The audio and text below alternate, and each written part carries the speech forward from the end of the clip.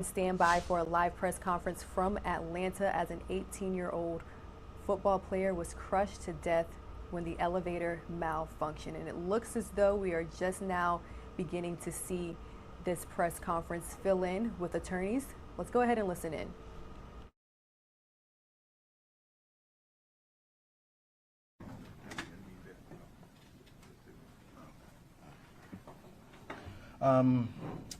Good morning, everybody.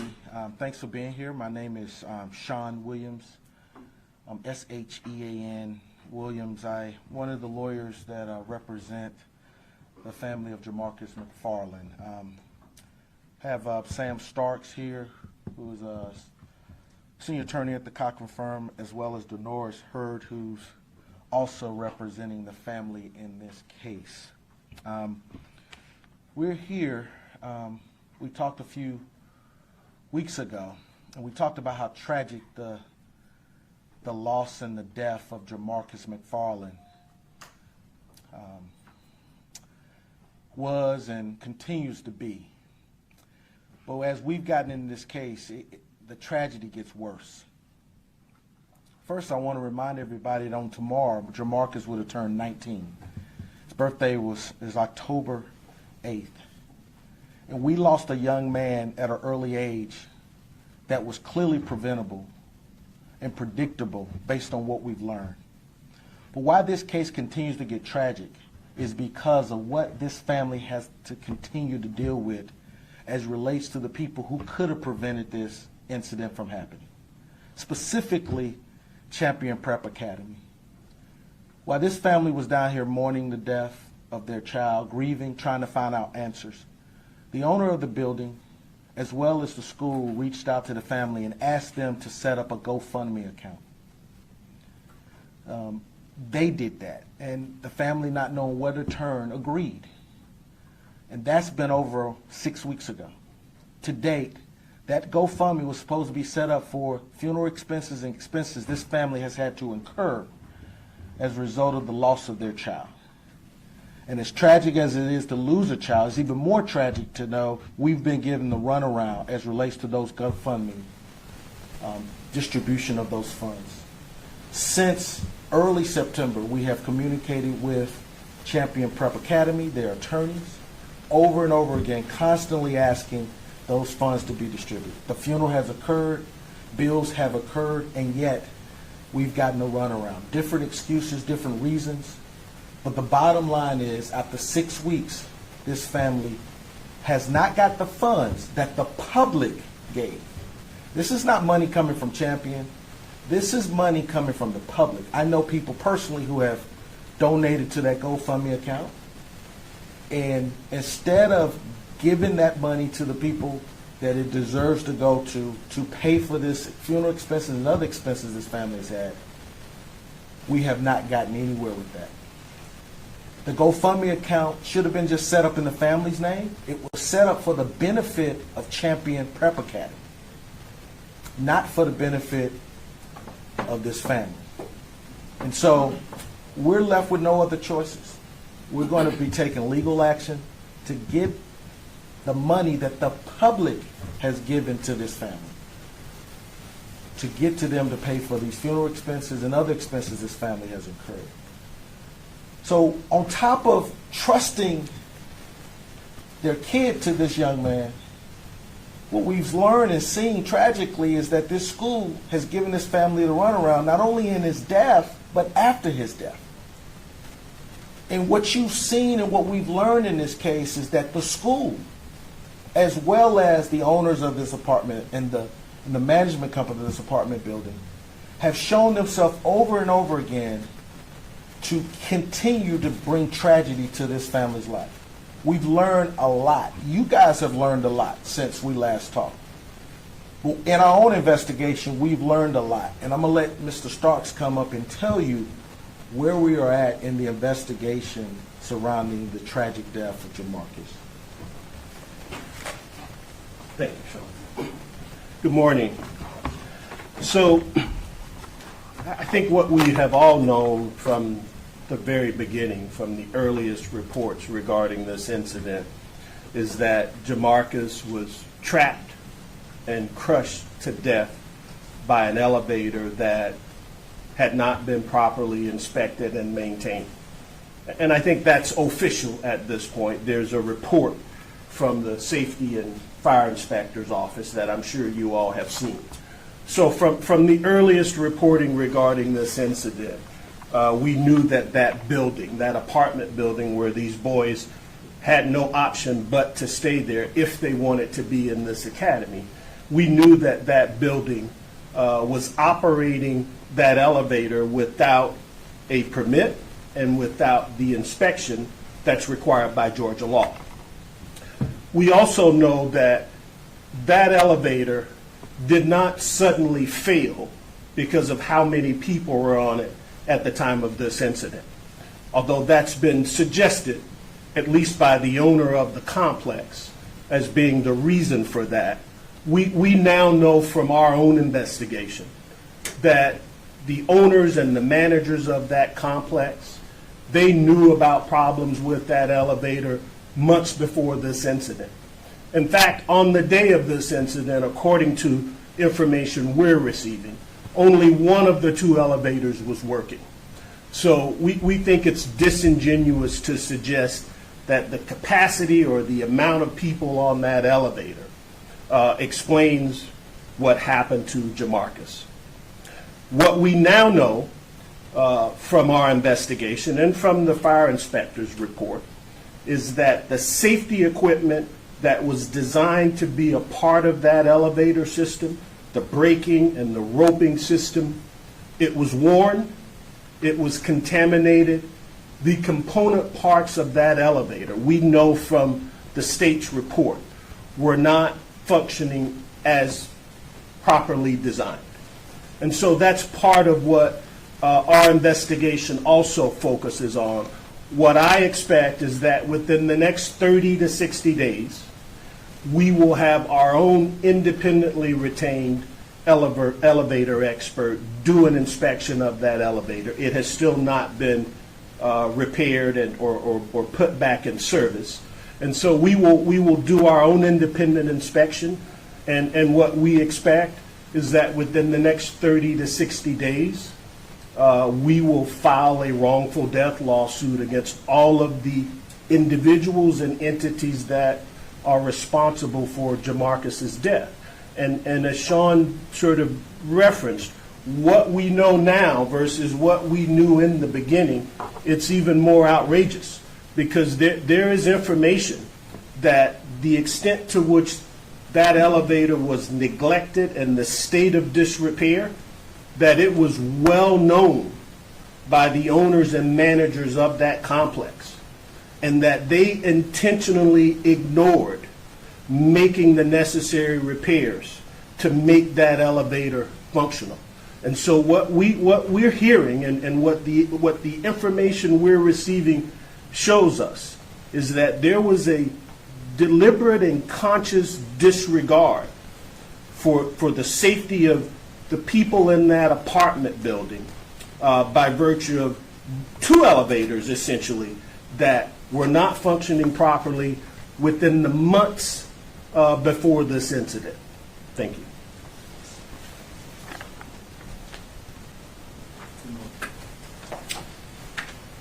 Good morning. Good morning.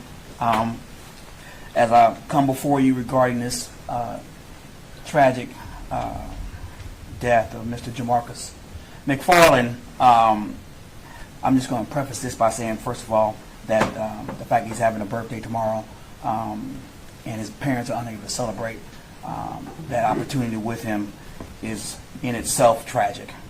But to add insult to injury regarding this tragic death of Mr. JauMarcus McFarland, there are reports that these apartment complexes were substandard.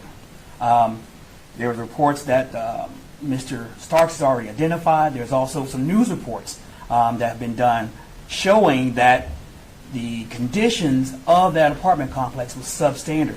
We're talking about boiler issues. We're talking about elevator issues. We're talking about a myriad of situations where that fell below the standard that was necessary for these residents and also Mr.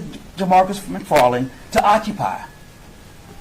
as a result of that, we are requesting, we are demanding that a criminal investigation be had on behalf, or open up on behalf of this situation with JauMarcus McFarland by the District Attorney's Office in the Fulton County District Attorney's Office, Ms. Fannie Willis.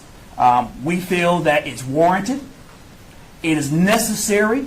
We feel that because of what a tragedy that happened to Mr. McFarland, in addition to the reckless and disregard that's been exhibited by the apartment complex and the intentional acts that have been exhibited by the apartment complex and its owners and its management, it is necessary to serve justice in this situation. And the only way to serve justice in this situation is to get a criminal investigation going and open in order to investigate this situation regarding the apartment complex and what has transpired. We're asking that to be done by the District Attorney's Office in Fulton County.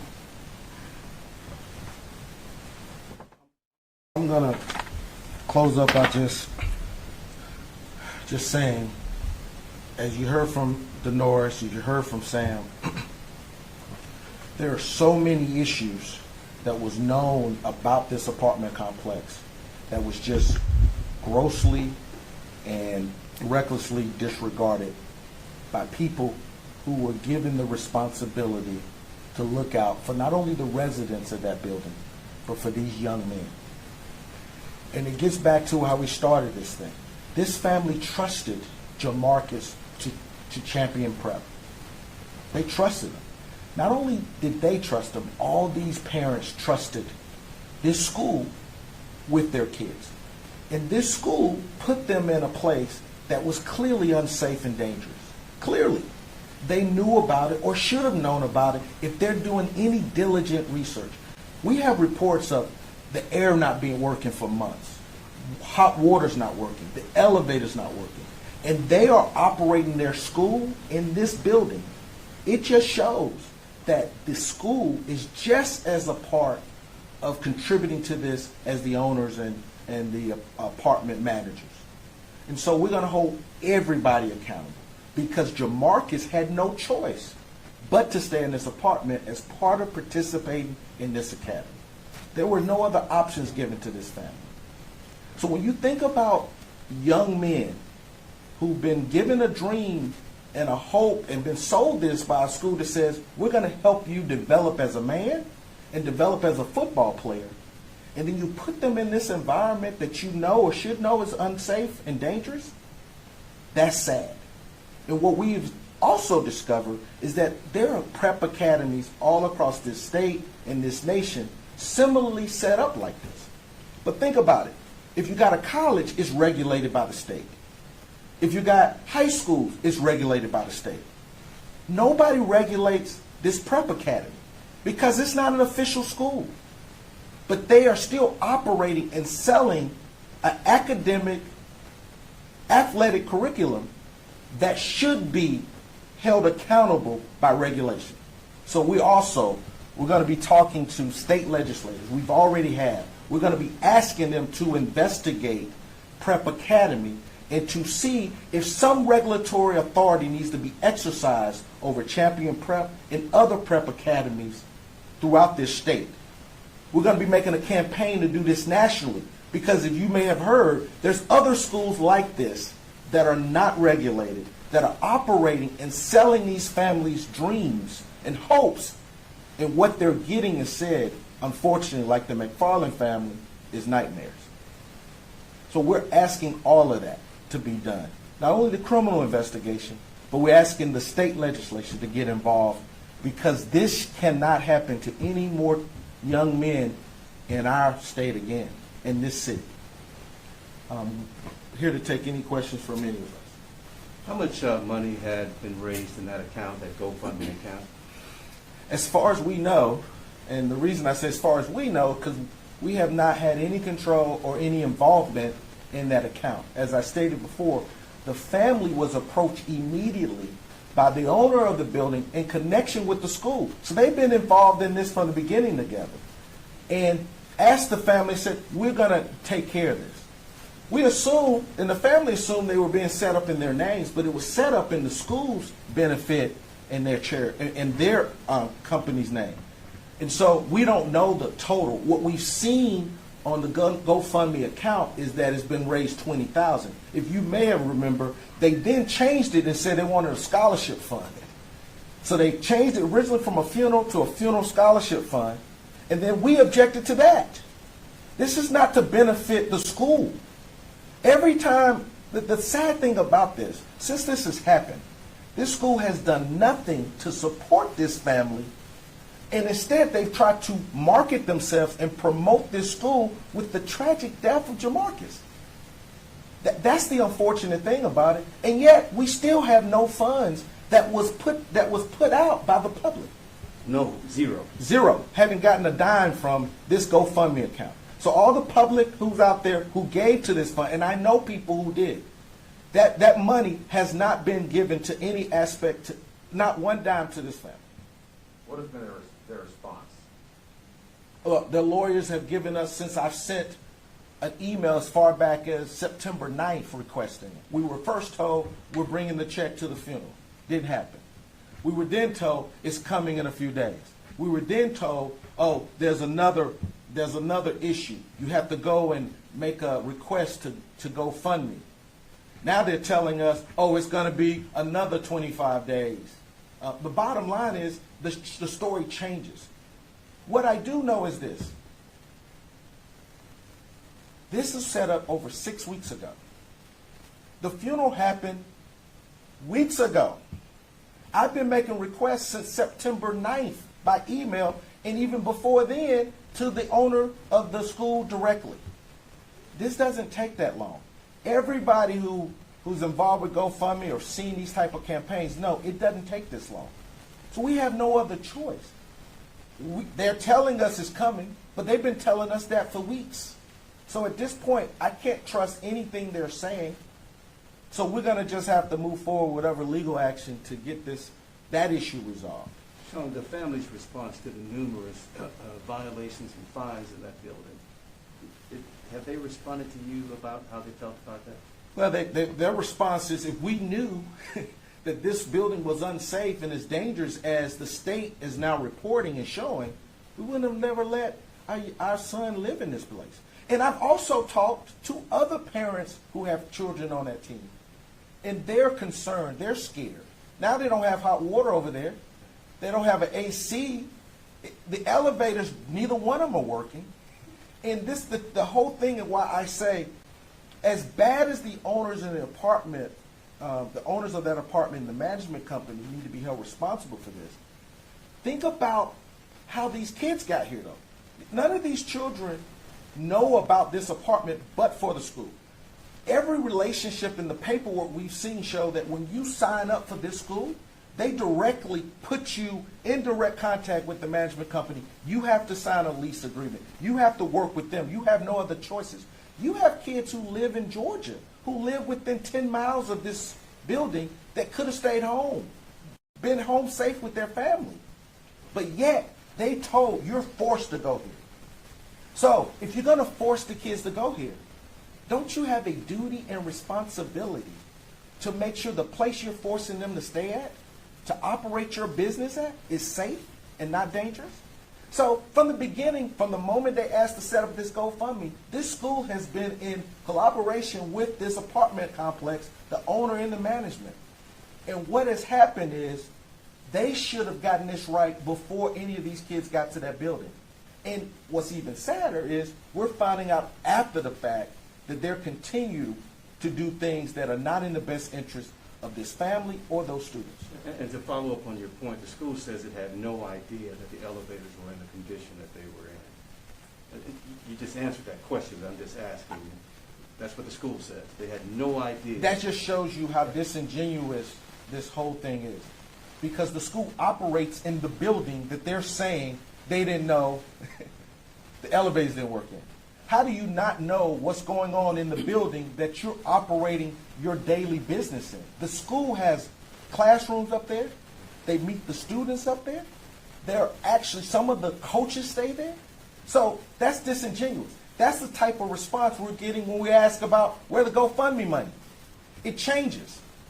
But the facts don't bear The facts and the evidence don't bear to what they're claiming is going on. Yeah. Mr. Stark said something that really sticks out. He said that the problems at that facility, at that building, were intentional and I think he said deliberate. Please correct me if I'm wrong.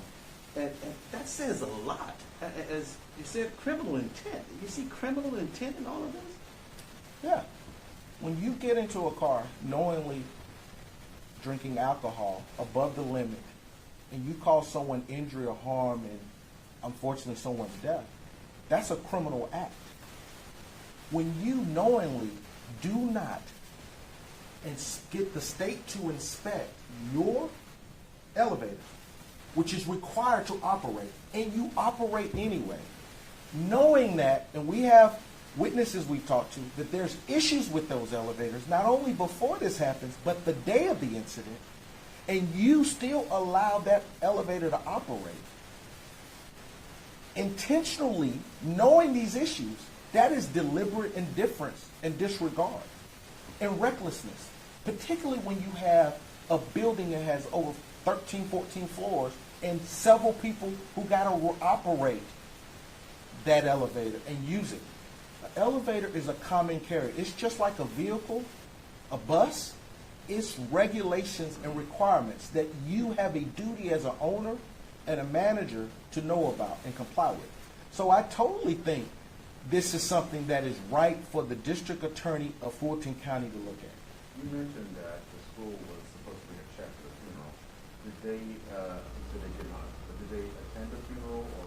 You're streaming live now from Fox. We are listening in live as attorneys for the family of a student athlete who was crushed to death in a malfunctioning elevator demand an investigation.